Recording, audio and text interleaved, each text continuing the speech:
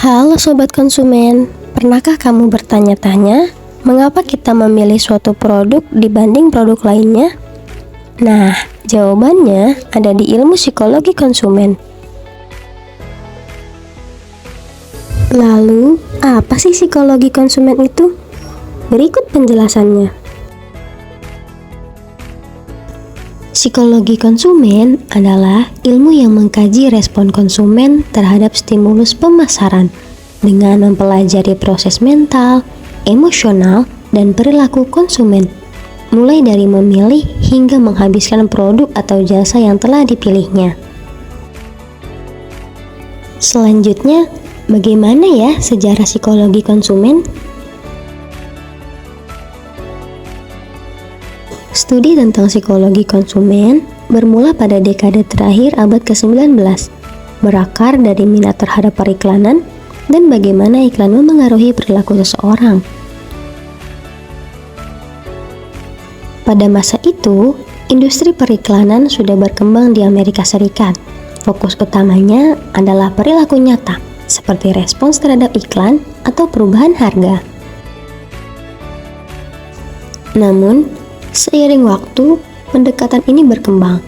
Psikologi kognitif dan sosial mulai diintegrasikan untuk memahami bukan hanya apa yang konsumen lakukan, tetapi juga mengapa mereka melakukannya. Perkembangan besar terjadi pada 1950 hingga 1980-an, ketika teori pembelajaran, pengambilan keputusan, hingga teori sikap diterapkan dalam riset pemasaran. Memasuki abad ke-21, psikologi konsumen menjadi semakin multidisipliner, melibatkan neuromarketing, psikologi digital, dan studi lintas budaya. Selanjutnya adalah beberapa tokoh dari pelopor psikologi konsumen. Yang pertama adalah Edward Wheeler Scripture. Beliau menyoroti pentingnya intensitas sensasi dan ekspektasi dalam menarik perhatian konsumen.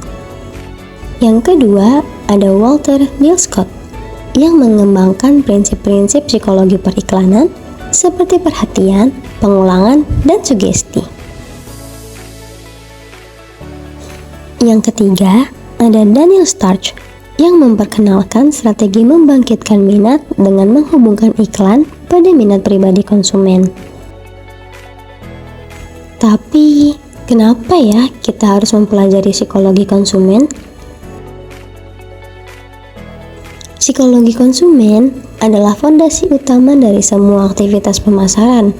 Tanpa memahami bagaimana dan mengapa konsumen membuat pilihan, strategi pemasaran bisa salah sasaran. Mullen & Johnson menyatakan bahwa keputusan konsumen dipengaruhi oleh campuran kompleks faktor psikologis, sosial, dan lingkungan. Dengan memahami faktor-faktor ini, pemasar dapat merancang strategi yang tidak hanya efektif, tetapi juga etis dan berorientasi pada nilai pelanggan. Schumann dan rekan-rekannya menambahkan, pemasaran dan kebijakan publik yang baik bergantung pada model psikologis yang akurat tentang bagaimana konsumen menilai dan memutuskan. Jadi, apa ya manfaat mempelajari perilaku konsumen? Nah, berikut ini adalah manfaat mempelajari psikologi konsumen. Yang pertama, membantu bisnis memahami kebutuhan, keinginan, dan ekspektasi konsumen secara mendalam. Kedua, memfasilitasi pengembangan produk, strategi pemasaran, dan komunikasi yang lebih efektif. Ketiga, memberikan dasar untuk segmentasi pasar dan penentuan target yang tepat. Keempat, mendorong efisiensi dalam distribusi dan penetapan harga. Kelima, membantu konsumen menjadi lebih sadar dalam pengambilan keputusan pembelian. Dan yang terakhir, keenam, memberi arah bagi kebijakan publik dalam melindungi konsumen dan mengedukasi pasar. Sekian video pengantar psikologi konsumen. Pada video berikutnya, tentu akan dibahas lebih dalam lagi mengenai psikologi konsumen, mulai dari model perilaku konsumen, faktor-faktor yang mempengaruhi perilaku konsumen, persepsi dan perhatian dalam konsumsi, dan lebih banyak lagi. See you in next video. Thank you. Bye bye.